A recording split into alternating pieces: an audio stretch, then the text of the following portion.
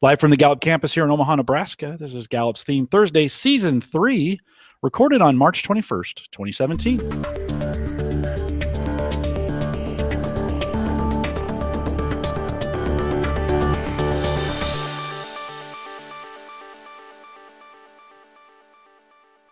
Theme Thursday is a Gallup Webcast series that dives deep into the Clifton Strengths themes, one theme at a time, and today's theme is responsibility.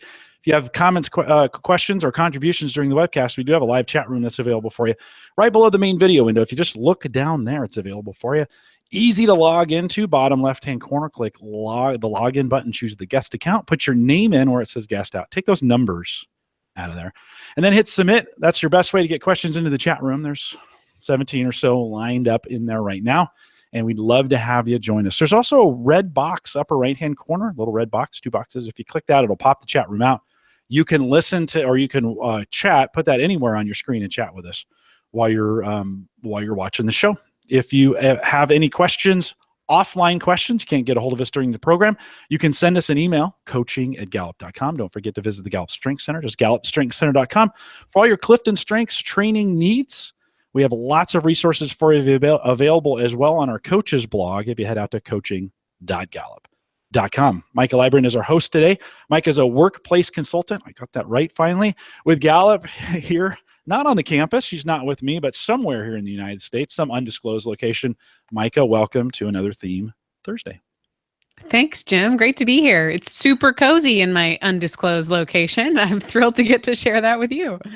Hey, I think I forgot to mention responsibility is the theme today. It should have been a responsible person and had a backup for my show notes, which I just did that from memory, by the way. But for some reason, Microsoft is down and I wasn't responsible enough to have, for me, Micah, it's pretty low. Today's theme is responsibility. I think you said it, and you know what? I think it's pretty cool of your maximizer arranger playing up there and maybe compensating for that low responsibility. It's such an excellent theme, responsibility. We are still deep into that executing domain. Of course, we're following this season all 34 themes as they show up in leaders, and so we've decided to follow it. If you're trying to follow an alphabetical order and you're feeling a little bit off, it's because we're going alphabetical order by domain, and we are right in the heart of executing, which is all about those themes that empower leaders to lead by rolling up their sleeves and doing alongside others. If you've got the companion guide, you can follow along with us today. And if you don't have the companion guide, hit pause right now, go back to coaching.gallup.com, click on Theme Thursday and download that companion guide. It's there for you. It makes a big difference in your ability, I think, to follow along and to listen for really the nuances of this theme. Our goal really is to talk about responsibility as it relates to great leaders so that we can all make sure we're on the same page about what it really means and how we can invest in and appreciate it. So I'm going to take us through the front page of that companion guide, and then I get to introduce an amazing leader, Kyle Perry, who's going to talk you through what it looks like in his life. But so we're all on the same page about the true definition of responsibility. Let's just talk a little bit about what it means. This morning, as I was preparing for our podcast, I went back and listened to season 1 when I got to hear Kurt Liesfeld and Claire Veith talk about responsibility. And some of the things that I took away was the emotional aspect of this executing theme. Responsibility is about psychological commitment to the promises that you make. It's about fulfilling on an external to-do list. And I say external because it is about not just what you tell yourself you will do, but what you promise to other people. And I think responsibility translates to others, not just as executing strength, but as loyalty, as integrity, as a commitment to doing what you say you will do, and a commitment to doing those things well. And in that case, responsibility probably can sort of dance around outside of the executing box. I think it probably dips its toe into relationship building, perhaps even influencing. But at its heart, responsibility is about delivering on what you say you will deliver. And if for some reason a hurdle comes into your way, if you've got high responsibility, you will automatically start to look for ways to make it up to that other person. It's a conscientiousness. It's almost an obsession for doing things right.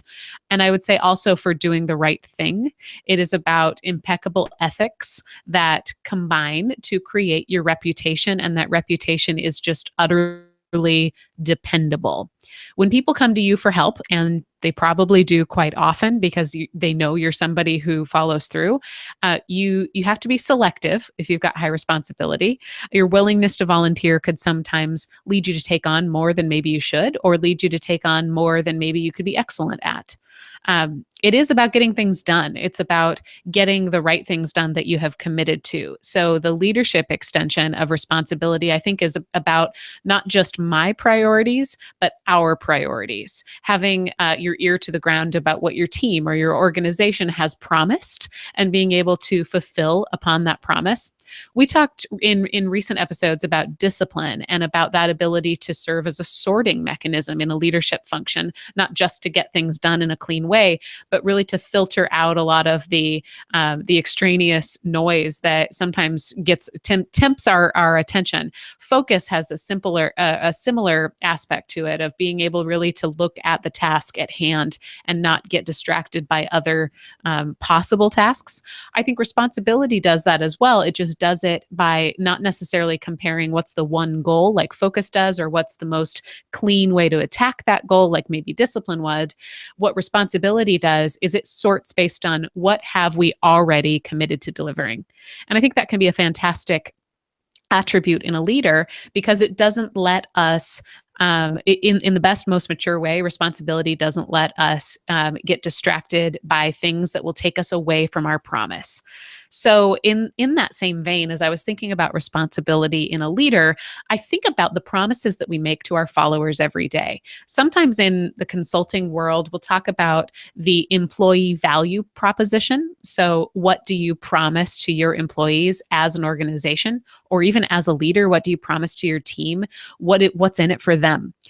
We do organizational identity consulting here at Gallup that sometimes can get real heady and real analytical about that. It can be a question that leaders and organizations spend great amounts of time and energy and investment trying to figure out, that employee value proposition. I think in many cases, you've also got a customer value proposition of how do you get really clear and stand very firm on what it is you're promising to those people who you're promising to. And I think somebody with high responsibility, it's a fantastic exercise to go through. So when you say yes, your yes holds a lot of weight, because you will follow through until the end of that sentence, until the end of that deliverable. You don't tend to let things go half done. You don't tend to let things go if you shift priorities. So make sure that you can put words to what that leadership promise is that you're making. Think about the extension of your responsibility, not just being, how do I fulfill my commitments, but what can I get ahead of? How can I tell people what to expect from me? What's the emotional commitment that I want to make to my people? You tend to be a self-starter if you're a leader with high responsibility. You might not need a whole lot of external motivation. So because you don't need people to start you up, I think it's important that you share with people what starts you, so that they can anticipate when you go into execution mode. So ask yourself, if you're a leader with high responsibility, what motivates you? What means go in your mind? Maybe it's a clear goal. Maybe it's working with others. Maybe it's doing something specific that aligns with your values. If you can get that into a way to name it and nurture it, then I think you can help other people know you a little bit better and authentically anticipate when you're going to execute. You might prefer to do the job yourself rather than to delegate. I've found in coaching lots of managers and lots of executives that those with high responsibility, in many cases, have gotten to where they are because they're so good at doing the job themselves. And then they find themselves in this place where now it's not their job to just do it all. It is their job to lead people who are doing it all. And sometimes that is a pretty significant disconnect between what they formerly were good at and a new challenge of what they have to master now. So if that's you, I think find compelling reasons to share what you're doing, to share the burden of what you're doing. Openly discuss, what does fulfilling a promise look like? Sometimes it can be hard to imagine that other people might have that same sort of commitment to their promises as you do. So I think it makes it that much more important that you get to know the folks on your team. You get to know what motivates them, so that when you're delegating, you're seeing it as a fulfillment of that value proposition that you've put out there for your followers. If you haven't fallen in love with responsibility yet, as I have diving into it, a couple other things before we introduce Kyle. We want to talk about how leaders with high responsibility can produce stability, trust, compassion, and hope, which we know are four needs that lead to willing followership. So somebody with high responsibility could build trust by acknowledging others who do what's right. There is a filter, I think, about responsibility for integrity. So when you notice that in other people, share that lens that you have. That might mean a behavior that you notice that you really appreciate in others that you wish everybody could have. Call that behavior out and tell people that you notice it. Find a way to appreciate it. A leader with responsibility could provide stability by not trying to shoulder everything yourself. It's pretty easy, I think, for people with high responsibility to keep saying yes because they get the opportunity to say yes, because other people know they will say yes, and that yes carries a lot of weight. So find ways, I think, to spread that yes around, to trust people who can also execute with you. That way, as we are following you, we know that there's not too much weight on your shoulders. We know that you're not going to crumble. A leader with responsibility can show compassion by checking in on the people that he or she feels responsible for. Also by apologizing anytime you make a mistake right away. Typically, people with high responsibility know and can anticipate when they've gone off the rails or done something in a way that they're not proud of, and just owning up to it and realizing that you do see that, I think is a huge step in the speed of compassion. And finally, hope, my favorite four-letter word. Somebody with high responsibility can invoke ownership rather than delegation. Isn't that cool? Ownership rather than delegation. How do you help somebody own something versus giving them something? You can do that by asking people what they feel most inclined to own, asking people about their strengths, asking others what they have new ideas about. And don't think about it so much as giving others parts of your job as it is inspiring ownership in other people. Those are my takes on responsibility. Much of this comes from the data itself, from the long definition. That's what you'll find on that first companion guide. Much of this is inspired by me reading through the actual book called Strengths-Based Leadership. Hopefully what it does for us is it gives us a solitary view of the definition of responsibility. And now it is my pleasure to bring in somebody who can add a little bit more color to this. So Kyle Perry is a leader who leads with responsibility, who I have gotten to experience his strengths and his awareness of his strengths. He's somebody who, from the day I met him, was a little bit larger than life. You know, most people, how can you be larger than life? Most people, I think, take up only the space around their feet.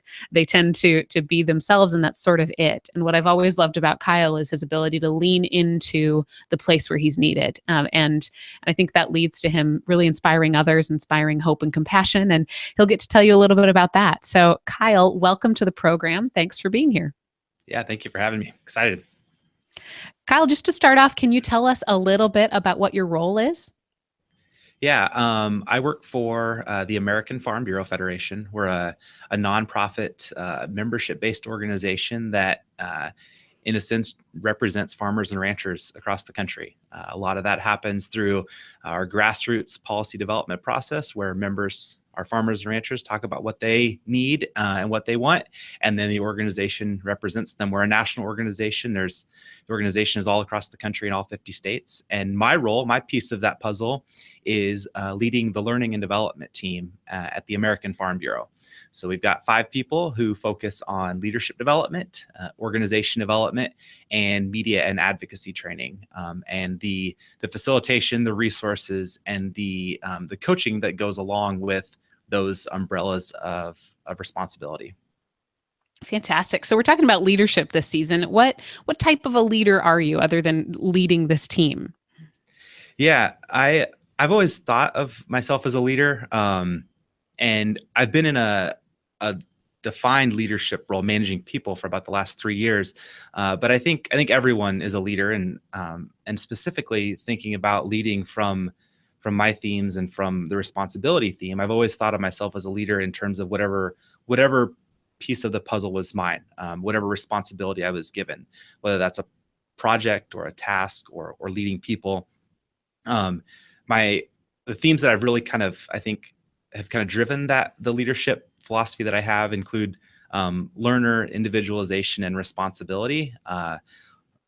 leading with a high level of curiosity, high standards that is really driven, I think, by that responsibility theme. And then the individualization that the people I'm leading or the projects that I'm leading are unique to that circumstance and that context. And that when leading people in those situations, that it sometimes is like a struggle between responsibility and what you talked about when someone's given responsibility. When that's one of my themes, it's okay. I've got this. I'm taking psychological ownership of it, and then individualization and delegation is giving people the autonomy and freedom to approach it their own unique way. And so leading with those has been a real fun challenge, and I think is really made me kind of dig in deeply to think about how that leadership happens. I didn't expect you to say fun after you described that. That struggle between a responsibility and the desire to delegate and to individualize. How do you go about something like that? First off, ask a lot of questions. The saying is, somebody's always got to take out the trash. Well, what might seem like taking out the trash to one person might not be at all to another person. So asking a lot of questions, and then projecting that responsibility theme outward too. I try to model by expectations. And so while I hold a lot of responsibility and high standards for myself, I also do for the people that I'm working with, but also realizing that oftentimes the expectations that I have on myself might be higher than normal, driven by the responsibility theme. So I think asking lots of questions to find out what gets people excited, what they really enjoy, and where they can uniquely contribute in ways that others than myself can't. And then giving them the freedom to go do that. Gosh, it must be real talent, Kyle, because when you talk about it, it sounds like it's just normal. I wish it was I think there's plenty of people who either never ask those questions or who it just becomes a one-time thing. They ask the questions, they file them away, and then managing happens in a different direction. So how do you make sure that that's a constant for you? Or is it just a one-time sort of sit down, ask people questions, get to know them, and move on? No, it's a process. So when I was promoted to management for my first time, my first responsibility was filling the position that I had held previous to that, and then recently hired another person. And I think seeing that evolution of those relationships as they happen over a long period of time, over years or weeks or months, it's a continual process that continues to grow and develop, and it doesn't happen overnight. And it's definitely not easy. I mean, yeah, it sounds great. Let's give everyone the opportunity to do what they want to do and only do that. But then there are responsibilities and there's things that have to be done. So it's finding ways to modify those responsibilities so that people can do them in a way that is exciting and challenging in a good way for them. So it's a long process, and it takes multiple touches and lots of checking in. My team, we travel quite a bit, and so it's tough to connect a lot. I mean, we might go weeks without seeing each other. We are all in one office. We're not remote, but we do travel quite a bit. So just connecting, I think, is a challenge, but it's necessary. And so finding unique ways to do that, but then also realizing that doesn't happen in a formal sit down across the desk in the office. It might be at a conference, it might be traveling together somewhere in maybe informal ways. When do you think about your responsibility really showing up for you? What does it look like? It always has my whole life. I was kind of reflecting and thinking about responsibility, and I have some very early memories of some things that I didn't follow through on, and just replaying those memories, I'm like, geez, how did I drop that ball 20 years ago? And so thinking about the responsibility playing into that going forward, it's really a powerful driver for me to want to deliver on results. And it's been a learning process to figure out how that's always productively applied. Because there's a dark side to all of these, to every strength. There's a dark side incorrectly or overly applied. And so learning about how that ownership and that drive leads towards results and success has been, I think, a real learning experience. Cal, let me ask you a question. All right, can I jump in real quick, Micah, from the standpoint? Is that okay? So yeah. One of the things is I've seen us as we've gone through the series, and we look at each of these themes with trust, stability, compassion, and hope. I see this pattern of, for each theme, it's like two are easy to fit in and the other two can be a little difficult, right? So when I think about responsibility and I think about trust and stability, that seems like pretty natural with the theme. It just kind of rolls on nicely with that. But oftentimes the person who has responsibility has to be a truth teller, right? They have to sometimes, and in leadership, Kyle, sometimes you have to bring the hard conversations. Mm-hmm. And so can you give me an example of how do you bring compassion in the midst of responsibility when you're presenting that and yet still leave somebody with hope? Yeah. Any examples? Big question. Yeah. So I think a specific example, one of the roles that we fill in this organization is strategic planning consulting with our state organizations. And so our role is to come in as a facilitator. We don't come in with any answers or any direction. There's no agenda to it. It's just purely asking questions, taking in information, and helping people be clear about where they want to go with their organization. And oftentimes with that, every time with that, there is implied change. And when people think of the word change, they 99% of the time think of loss. What am I going to lose? And that's perfectly normal. We hope that through that change process that the gains are bigger than the losses. They should be. But when we talk about strategic planning facilitation, we'll do some work with our state organizations to talk about what that implementation process is going to be like. And that's all about compassion and hope. The strategic planning process is black and white, writing what your mission and vision statement and clarifying your goals and your outcomes. But then there is the people component to it, and the responsibility driver of that change is making sure that the delegation and that the change management is a very people-centered process, recognizing those kind of knee-jerk reactions, whether people say it or not. I think that's definitely where compassion and hope shows up. And it's just like, Micah, the question you'd asked about leading the team and working with the team. It takes time. And it takes repetition and saying those things over and over again. And I see having hard conversations, when it's compassion, it's leading with the recognition that there's going to be a reaction, and being okay with that, and then letting the time pass that needs to happen before you can revisit what the true goal of that was and make sure that everyone's on the same page at the end of the day about what that intent really meant. It sounds like there's that huge awareness of the goal that's probably true to responsibility, is, just like you can remember what the goal was from, missing it 20 years ago. There's this constant ability to measure how close you are to your deliverables. Mm-hmm. I think also there's that element of understanding, you're gonna maybe do a dip before you see a peak again.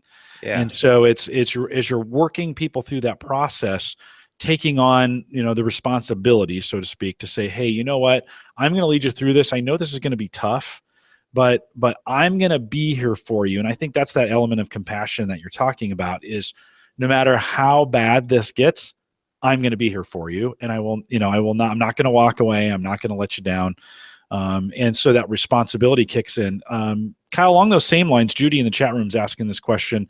Sometimes when we carry responsibility, we kind of blame ourselves for the missteps. Like, we've done things wrong. Micah said in the explanation, we've got to make it right? We've got to do those things. So Judy says, how do you stop blaming yourself for past missteps? See that with people who work with responsibility have had to deal with. So when you think about the past, and maybe this is having hope for yourself from that standpoint, but how do you stop blaming yourself sometimes and taking all the responsibilities for other people's actions? Really good question. This is a process that I think I'm always continually learning about. And really, it comes down to take a step back and look at the big picture and the overall goal. I think a lot of times, at least for myself with responsibility, if I've got a very small slice of the pie and I misstep on that very small slice, but the overall project was outrageously successful, I think if I'm reflecting from my own perspective, it seems like a failure and a little bit of a downer, because that one piece I didn't quite deliver 100% in the way that I felt like I should have. So take a step back and what is this mountaintop that we're all striving towards, and did we get there? And if we did, let's learn from those mistakes. But it's about just kind of taking a step back, I think. And I got some really good advice from my boss a couple years ago. She said, and hopefully she's watching today. If not, I'll point this out to her. So the best advice she gave me was, not everything deserves 100%. And I was like, what? Like, that goes against everything I've ever been told my whole life. And she said, you'll get mired down in all the minutia of delivering 110% on everything, and you lose track of the big picture. And if you can do 5 things at 80% or 1 thing at 110%, you might be better doing 5 things at 80%. And I think that's really tough for someone with responsibility to say, I'm going to give a little bit less than what I could have been my best in order to achieve the overall bigger outcome. That's beautiful. Sometimes we talk about progress over perfection, and knowing when that's more important, or when, especially in a leadership position, you rarely get the opportunity to do just one thing. So realizing that your 80% might be better than other people's 100%, and going for it and knowing when to do that sounds, I think I agree. It kind of blows my mind, but it also makes great sense. Mm-hmm. And it's really a learning process of having to discern what deserves 100%, what deserves 40%, and then when leading other people, to model that behavior, and then also to coach towards that behavior and working with other people too. Yeah. How do you lead a team and still maintain the responsibility for what they're delivering and allow them to do it in their own way? Really good question. Again, it's a balancing act from my perspective. It's a balancing act of getting to, first off at the foundation, getting to know people, know what their strengths are, know what their interests are, know what they're good at, know what they enjoy doing.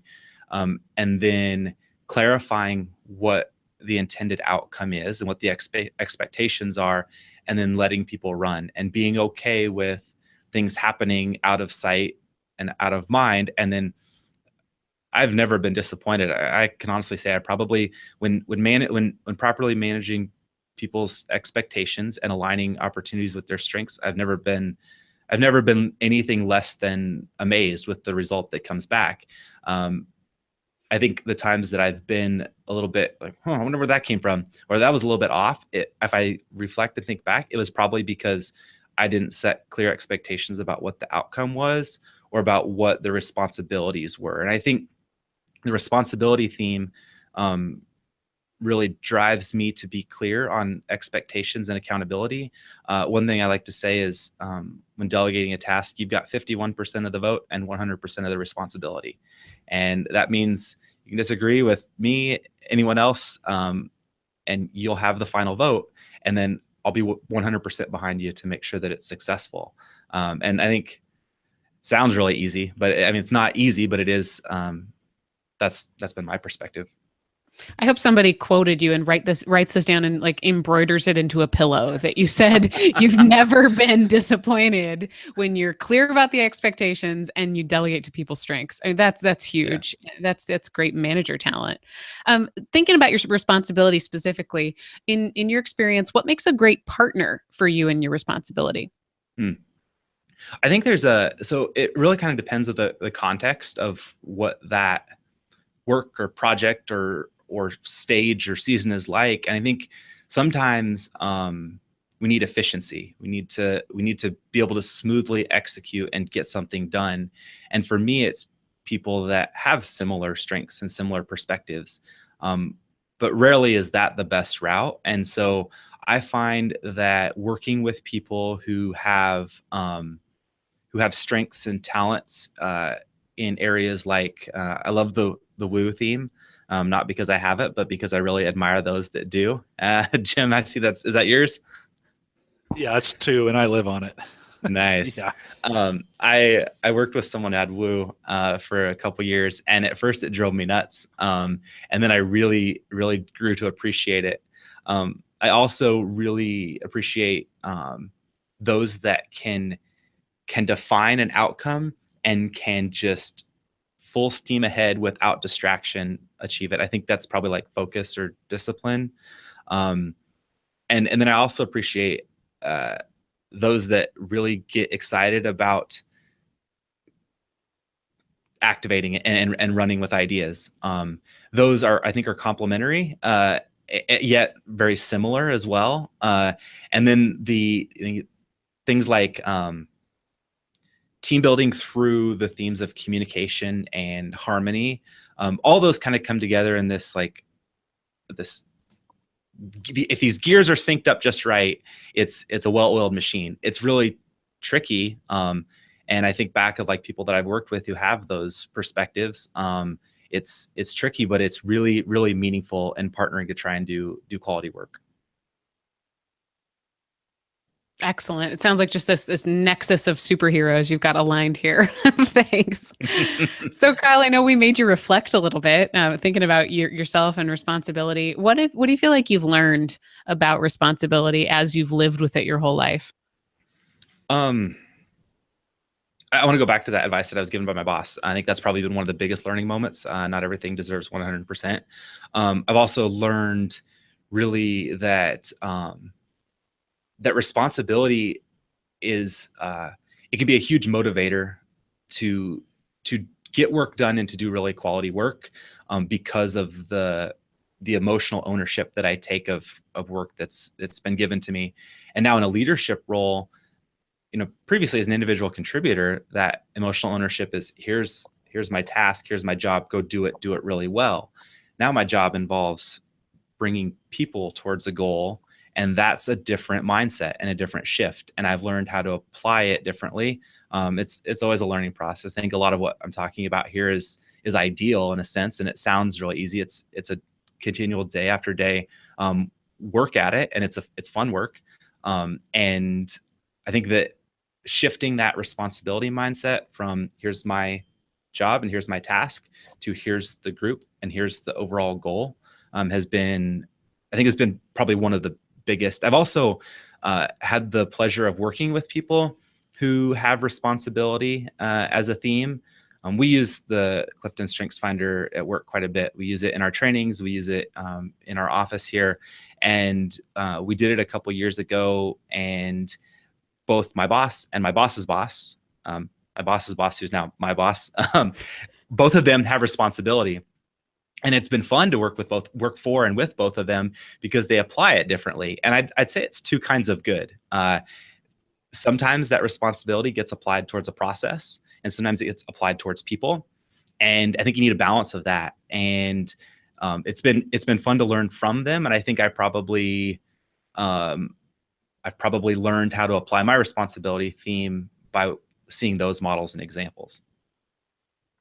Two kinds of good. I love that. In our management courses, we often say that a great manager has to care equally about people and process, or people and performance. And it sounds like you've experienced what responsibility can look like across the board.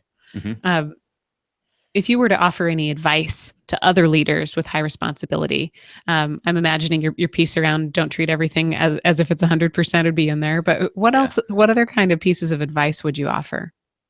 I think one of the first things I would say is let your responsibility theme be the rising tide that raises all the ships, and be aware of how that's interpreted too, because I find with my responsibility theme, it drives me to have really high standards, both for work as well as morals and ethics and just overall drive. And I realize that not everyone has the same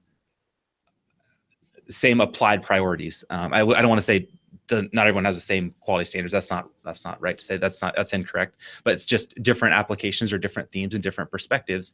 And so let that responsibility drive be a model as an example to bring others along, recognizing that others are going to have different perspectives and different priorities. So managing the people and the process of that responsibility, I think, is probably where that can be, I think, maximized and impactful. So Kyle, Judy in the chat room is curious about what your responsibility looks like outside of work? She says, do you, for example, harness responsibility to help you with wellness, exercise, food choices? Does it show up for you outside of work? Mm-hmm. Yeah, definitely. I found that loyalty to people has been a driver of the way that I've made some decisions, and in a good way. I hold my family and my close friends is really, really important in life, as well as balance and traveling a lot, working in DC. It's a balancing act, as we all find. So I think that the responsibility, I think probably if I were to say my themes that drove those, it's probably achiever and learner have probably impacted overall wellness maybe a little bit more, but responsibility is definitely driven the relationships through the lens of loyalty to people. What does that look like? Is it that you're not overextending yourself so that when you are home, you're with your close friends, or I guess how does that loyalty show up?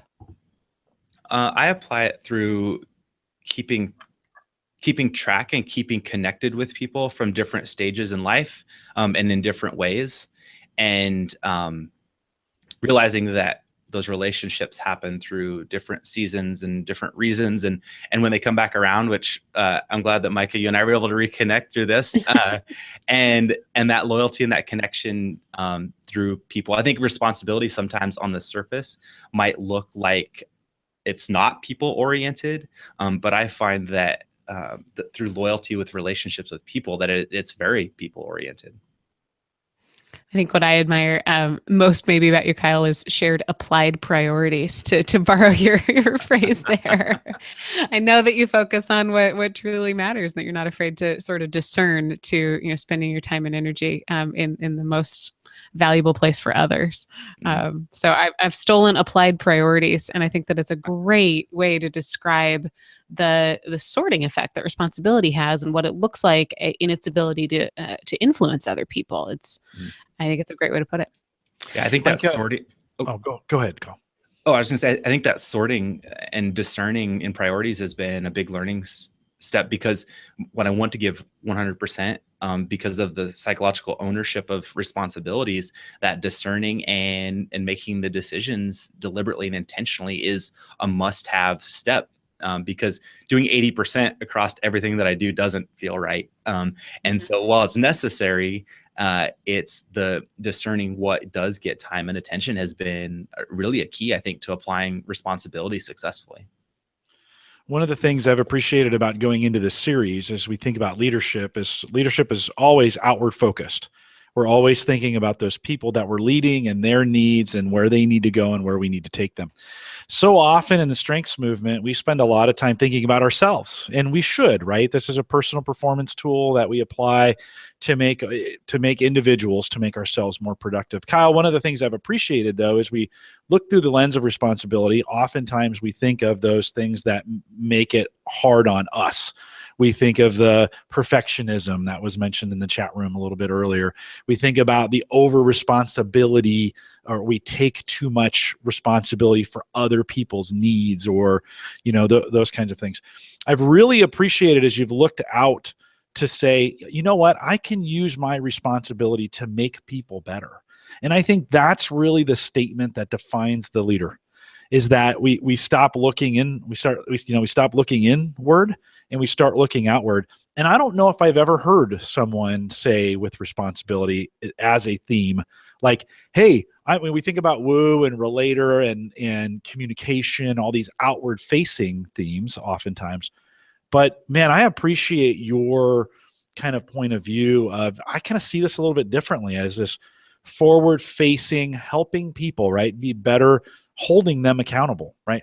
Giving them, saying, hey, I will be here for you. You go ahead and go out on the cliff, and I'm going to be there if you fall, type deal. So Kyle, I appreciate that about you. And just in hearing this, I bet you've gotten a lot of good opportunities to work with people and the teams around you.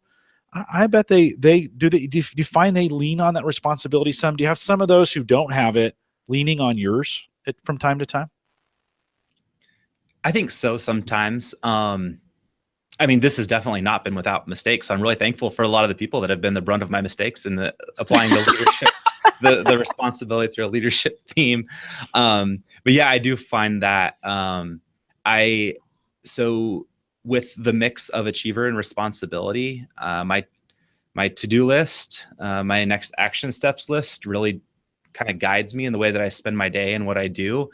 And so it's been important to make sure that list, well, sounding very generic and cold, that list has to be focused on the whole priorities of what my job is. So, to get very granular, I've got lists that are context specific and people specific. So, I've got a list that when I'm at my computer at my desk, these are the things that I can take the next steps on. And then I've also got people-oriented lists, so the next time I'm connecting with someone, whether it's on my team or otherwise, I can keep track of things that we need to check in on, as well as the stuff that I'm waiting for, so that it doesn't get lost in the shuffle. And I do find that in working with some people, we also use Myers-Briggs a fair amount. And in the Myers-Briggs type, it's called perceiving, and it's that you focus and take steps to accomplish something, maybe through a bit of a winding path. And that's kind of my approach. But I've been really thankful that the people I've worked for have trusted me to deliver on the outcomes on deadline, at expectations or above expectations. And I think that it's been probably that responsibility theme that's kind of built that reputation. I don't always get everything done on time, but I sure try to. And I think that I do find that people kind of lean on me because of that. Awesome. Jim, what else do we have? Any other questions from the chat room for Kyle? Yeah, well, we're waiting for a few more to come in. Chat room's been pretty awesome from that standpoint today. They said, Micah, all the responsible ones made it today, right? Since we time shifted our theme Thursday here today. Kyle, while I'm waiting for a few more questions as we think about wrapping the piece up here, I really like the statement you just said about people-oriented lists. And as you talk about achiever and responsibility in a leadership role, I couldn't think of a better way to intentionally approach people management than having these separate lists, whether it's on the same piece of paper or completely different, or however you do it. I really appreciate the idea of, you know what, there's going to be times I'm not in a location where I can do.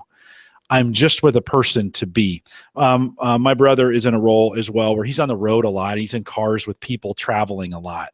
And I think as leaders, sometimes we miss that opportunity. We miss those moments when it's not a meeting in the office that was called. It wasn't on the schedule. We were just together. And you get these leadership moments. Have you found you can use those? You weren't counting on being together, but because you intentionally had a list of some things, do you find you can use those moments, those spontaneous moments, and kind of recapture that time to have those significant conversations? I think that's when the best ideas come up. That's when it's not, we're not putting out a fire or addressing a need that's urgent and necessary, but we're kind of taking a step back and talking about why we do the work that we do and how it's meaningful and what we can do to do that work better. I think those are some of the most meaningful conversations. Sometimes those are driven by that list because it's, oh, hey, I want to talk about the evaluation strategy, or talk about how we ask questions to decide where we allocate our time and resources. Those are kind of like some big picture conversations.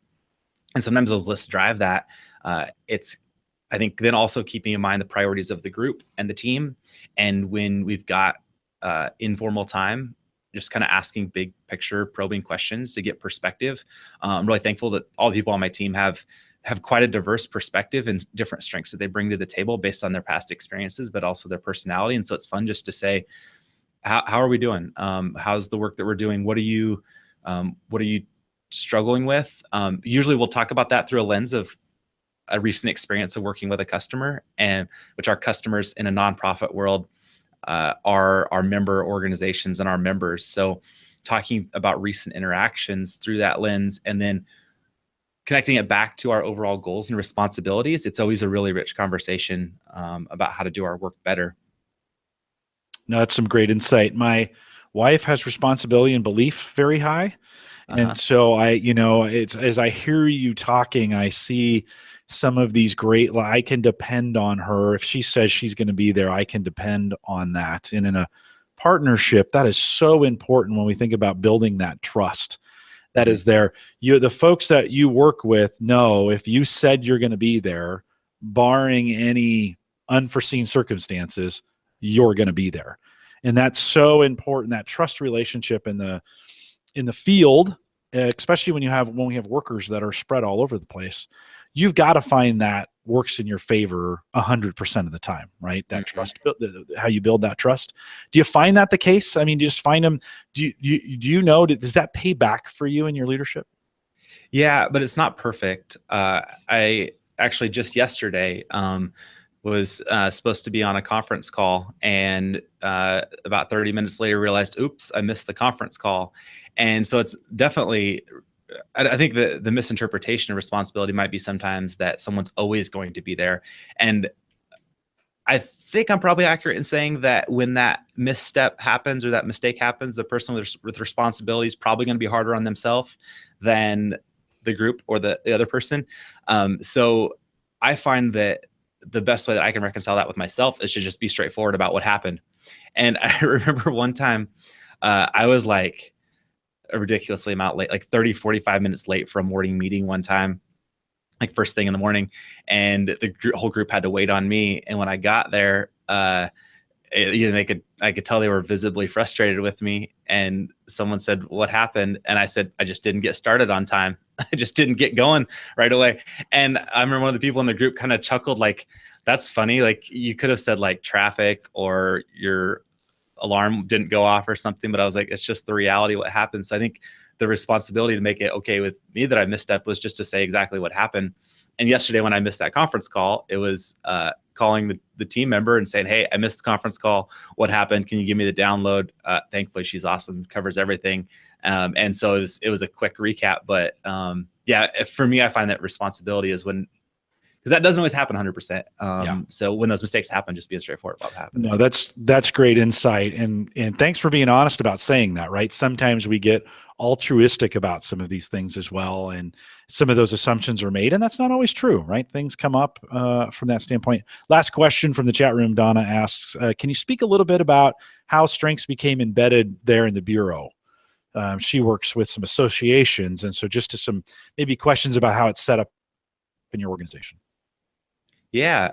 So when I started, I'd been exposed to strengths in the Gallup organization a number of years ago, actually, all the way back to undergrad. And so I had some familiarity with the concept and the idea, and really got the opportunity to dig in and apply it in our organization. So we have volunteer member leadership groups, committees at all different levels of the organization, and then employed staff of the organization. So we've used it. We use it a lot for team building and coaching and leadership development for volunteer members who are part of maybe leadership committees or attending a professional development conference. And then within staff, within the nonprofit staff here, we've done some stuff based on our department, just a group of 15 people, but then company wide. And then we get called out to do some training and coaching for our state organizations as well. And when they're focused on staff professional development, we'll oftentimes use strengths as the foundation of which we have that conversation, not just strengths in general, but we'll use the Clifton StrengthsFinder instrument. And then we'll use the notion of flipping the paradigm and talking about what people are good at. And I think from a volunteer membership organization perspective, that's really important, because there's always going to be more work than can ever be done, and that we have volunteers to do. And so the volunteer lens of strengths perspective has been really valuable, I think, to help align volunteers' strengths with opportunities in the organization. Awesome. Micah, why don't I throw it back to you as we kind of wrap it? Thanks, Jim. So Kyle, at the very beginning, you said that you've always noticed you've led from a lens of curiosity. And I just want to thank you for sharing that with us today. I think it's so evident. Maybe it's your learner, maybe it's that individualization. A lot of your responsibility, I think, comes from being curious about what's the right thing. And how do we take that curiosity and really, put it feet on the ground? I think responsibility for you seems like it shows up because it adds a practicality to that curiosity that is trustworthy and stable and exciting. So thank you for letting us take a peek inside your brain, your world, your thoughts, and your organization.